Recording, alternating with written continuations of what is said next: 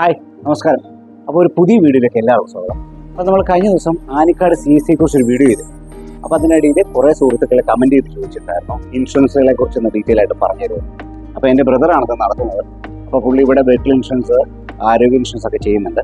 അപ്പോൾ ആരോഗ്യ ഇൻഷുറൻസിനെ കുറിച്ചാണ് കുറച്ച് ആളുകൾ എന്നോട് ചോദിച്ചത്. അതിൻ്റെ ഡീറ്റെയിൽസ് ഒക്കെ ഒന്ന് പറയാമോ, എന്തൊക്കെയാണ് അയാൾ ചെയ്യുന്നതെന്നൊക്കെ ചോദിച്ചു. അപ്പോൾ അതിൻ്റെ ഡീറ്റെയിൽസ് ആയിട്ടുള്ള വീഡിയോയിലേക്കാണ് നമ്മൾ പോകുന്നത്. അപ്പോൾ എന്നാൽ നേരെ വീഡിയോയിലേക്ക് പോകാം.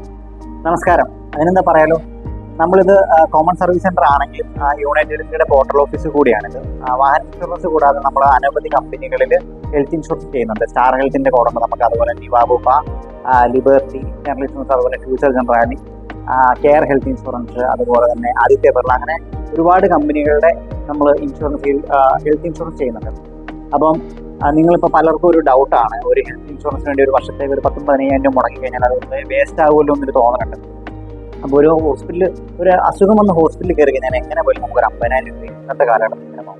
അപ്പോൾ ഒരു ഹെൽത്ത് ഇൻഷുറൻസ് കവറേജ് ഉണ്ടെങ്കിൽ നമുക്ക് അമിതമായിട്ട് വരുന്ന ഇത്തരത്തിലുള്ള ഫിനാൻഷ്യൽ ബേർഡനെ നമുക്ക് റിക്കവർ ചെയ്യാൻ പറ്റും. അതുകൂടാതെ ഇപ്പോൾ നമ്മൾ ഏതെങ്കിലും ഹോസ്പിറ്റലിൽ ഇപ്പോൾ പെട്ടെന്ന് ഒരു അത്യാവശ്യത്തിന് കയറുന്നതായിരിക്കും, അവിടെ ക്യാഷ്ലെസ് ഇല്ലെന്ന് വിചാരിക്കാം. നമ്മൾ കയ്യിൽ നിന്ന് പണം അടച്ചാലും നമുക്ക് പിന്നീട് അത് ഇൻഷുറൻസ് കമ്പനിയിൽ നിന്ന് ക്ലെയിം ചെയ്ത് നമുക്ക് മേടിക്കാവുന്നതാണ്. അപ്പോൾ എന്തുകൊണ്ടും ഒരു ഹെൽത്ത് ഇൻഷുറൻസ് എടുക്കുന്നത് നല്ലതായിരിക്കും. അപ്പോൾ നമ്മളെ ബന്ധപ്പെടുകയാണെങ്കിൽ നമ്മളെ ഏറ്റവും റീസണബിൾ ആയിട്ടുള്ള പ്രൈസിന് നിങ്ങൾക്ക് നല്ല കമ്പനികളിൽ നിന്ന് തന്നെ കോട്ടൊക്കെ എടുത്ത് നല്ല ഇൻഷുറൻസ് നമുക്ക് തരാൻ സാധിക്കുന്നതാണ്. അപ്പോൾ നമ്മളെ ബന്ധപ്പെടാൻ മറക്കണ്ട.